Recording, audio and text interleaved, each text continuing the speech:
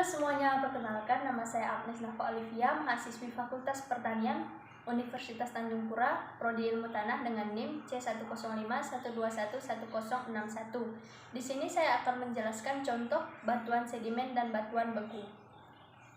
Mari kita simak pengertian batuan sedimen. Batuan sedimen adalah jenis batuan yang terbentuk oleh endapan dan sementasi yang bisa terjadi di permukaan bumi dan di bawah tanah atau di dalam air.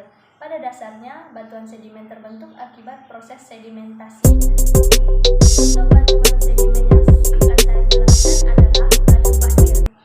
Batu pasir adalah batuan sedimen klasik yang terdiri dari butiran mineral berukuran pasir atau bahan organik.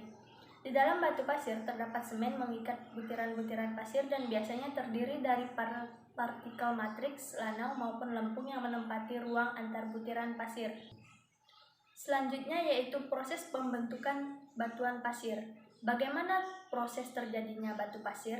Batu pasir terbentuk dari butiran yang tersemen yang kemudian disebut fragmen dari batuan asal atau fragmen dari kristal-kristal mineral. Semen yang mengikat butir-butir bersama biasanya merupakan klasit, lempung, dan silika. Nah, apa saja sih manfaat dari batu pasir? Manfaat batu pasir mempunyai banyak kegunaan di dalam industri konstruksi sebagai suatu kumpulan atau batu tembok. Batu pasir hasil galian dapat digunakan sebagai material di dalam pembuatan gelas atau kaca. Nah, selanjutnya saya akan menjelaskan batuan beku. Batuan beku terbentuk karena adanya magma yang mengeras atau mengalami pembekuan. Magma ini berasal dari batuan setengah cair ataupun oleh batuan yang sudah ada sebelumnya, baik yang berada di mantel bumi maupun yang berada di kerak bumi. Jenis batuan beku yang saya akan jelaskan adalah batu basal. Batuan beku ekstrusif merupakan batuan beku yang terbentuk dari pembekuan magma yang terjadi di permukaan bumi. Salah satu contoh batuan ekstrusif yang bersifat basal adalah batu basal. Apa itu batu basal? Bagaimana proses pembentukannya? Berikut ini adalah uraian lengkap tentang batu basal.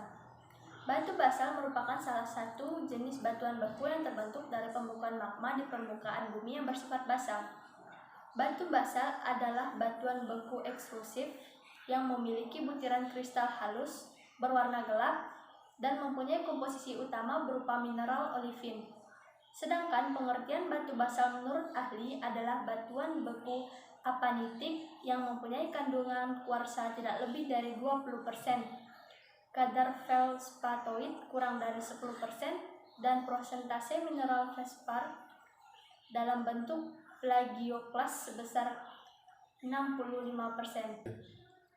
Bagaimana sih proses terbentuknya batu basal?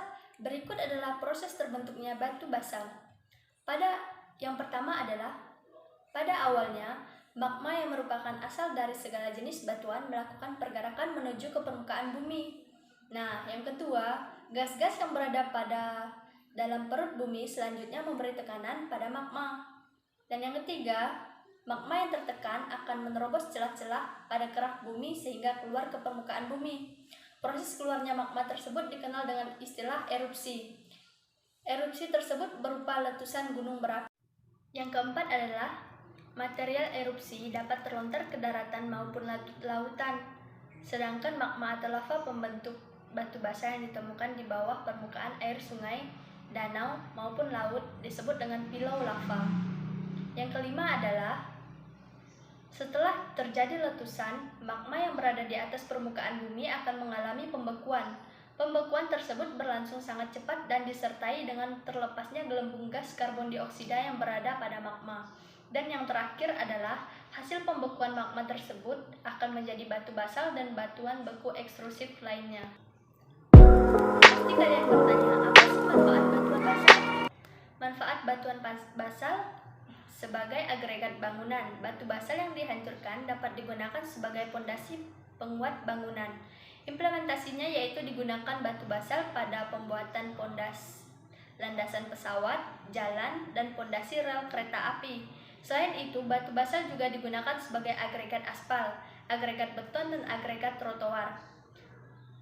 Sebagai ornamen bangunan, batu basal yang dipotong dihaluskan permukaannya dapat dijadikan ornamen bangunan seperti monumen, tugu, dan juga ubin lantai.